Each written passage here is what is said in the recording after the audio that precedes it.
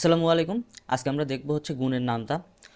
তো সি প্রোগ্রামিংয়ের মাধ্যমে কীভাবে গুণের নামতা লিখতে হয় লুপ ইউজ করে। তো চলুন শুরু করি। তো হচ্ছে আমরা ফার্স্ট বেসিক স্ট্রাকচারটা লিখে নিই।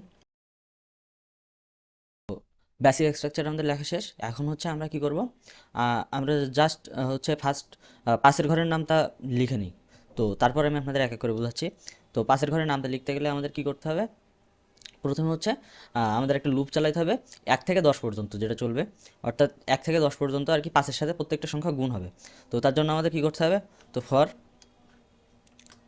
Int I equal 1, I is less than equal 10, দেন হচ্ছে আই প্লাস প্লাস, অর্থাৎ আই 1 থেকে শুরু হয়ে 10 পর্যন্ত যাবে এবং আয়ের মান এক এক করে বাড়বে। এখন হচ্ছে এর ভিতরে আমরা কী করব, প্রিন্টএফ প্রিন্টএফে গিয়ে আমরা কী করবো, প্রিন্টএফে আমাদের মেইন কাজ। প্রিন্টএফে গিয়ে আমরা ফার্স্ট হচ্ছে পাস পাস লিখি, যেহেতু পাসের নামটা গুণ করতেছি। দেন হচ্ছে আমাদের গুণ চিহ্ন, তো গুণ চিহ্ন আমরা বড় হাতের এক্স ইউজ করি এখানে। দেন আবার 2টা স্পেস দিই। দেওয়ার পরে আমরা হচ্ছে এখানে 5 গুণ 1, 5 গুণ 2, 5 গুণ 3 এভাবেই তো আসবে, তাই না? তো সেই ক্ষেত্রে আমাদের কি আসতেছে, আয়ের মান যখন যেটা থাকতেছে তখন সেটা আমাদের প্রিন্ট করলে হয়ে যাচ্ছে। তো এখানে আমরা আয়ের মান প্রিন্ট করে দিই, তাহলে আয়ের মান প্রিন্ট করতে গেলে %d ইকুয়াল হচ্ছে আমাদের কি লিখতে হবে, ইকুয়াল লিখতে হবে হচ্ছে আমাদের 5 আর এই 10, মানে 1 হোক বা 2 হোক বা 3 হোক, এক এক করে 10 পর্যন্ত যাবে, প্রত্যেকটার গুণফল আমাদের এখানে প্রিন্ট করতে হবে। তো তার জন্য আমরা কি করব, এখানেও আমরা %d দেবো। %d যেহেতু গুণফল আমাদের ইন্টিজার সংখ্যা আসবে, তাই আমরা %d দিলাম। এবার হচ্ছে আমরা কমা দেবো। ফার্স্ট %dতে আমাদের কী ছিল, ফার্স্ট %d ছিল আই, এখানে আয়ের মান প্রিন্ট করব। তো তাইলে আমরা এখানে আই দিয়ে দিই। দেন আবার একটা কমা দেবো, দিয়ে হচ্ছে আমাদের সেকেন্ড %dতে কী ছিল, সেকেন্ড %dতে ছিল আমাদের আই ইন্টু হচ্ছে 5। তো সেটা আমরা এখানে লিখে দিই 5 ইন্টু আই।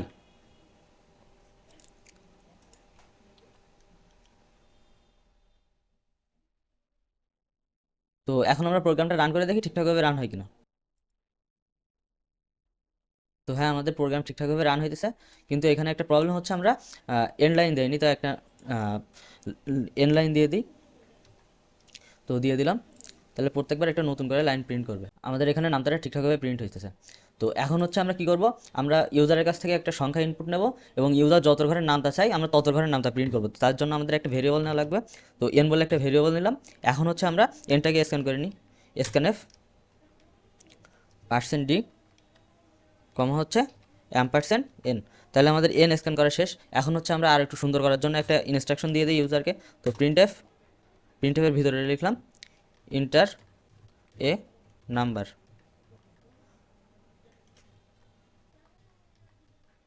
তো এখন হচ্ছে আমরা কি করতে পারি, এখন হচ্ছে আমরা এটা প্রিন্ট করার আগে আমরা এখানে আরেকটা জিনিস করতে পারি। আমরা প্রিন্টএফে লিখে দিতে পারি মাল্টিপ্লিকেশন টেবিলের হেডিংটা। তো printf your multiplication table is,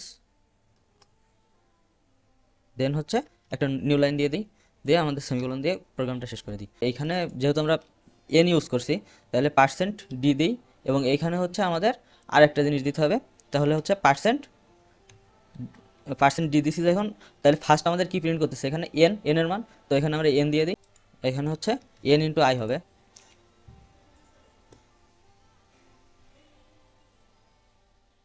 তো আমাদের একটা নাম্বার ইনপুট দিতে বলতেছে, তো আমরা ইনপুট দিয়ে দিই। তো দেখেন আমাদের 4 ঘরের নামটা ঠিকঠাকভাবে প্রিন্ট করতেছে। এখন হচ্ছে আবার আমরা রান করি। এখন হচ্ছে আমরা 20 ঘরের নামটা প্রিন্ট করি। তো আমরা এখানে ইনপুট 20 দিলাম। তো দেখেন আমাদের 20 ঘরের নামটা ঠিকঠাকভাবে প্রিন্ট করছে। তো এইভাবে আর কি আমরা সি প্রোগ্রামিং ইউজ করে হচ্ছে লুপের মাধ্যমে মাল্টিপ্লিকেশন টেবিল তৈরি করতে পারি। তো আজকে পর্যন্তই, ধন্যবাদ সবাইকে।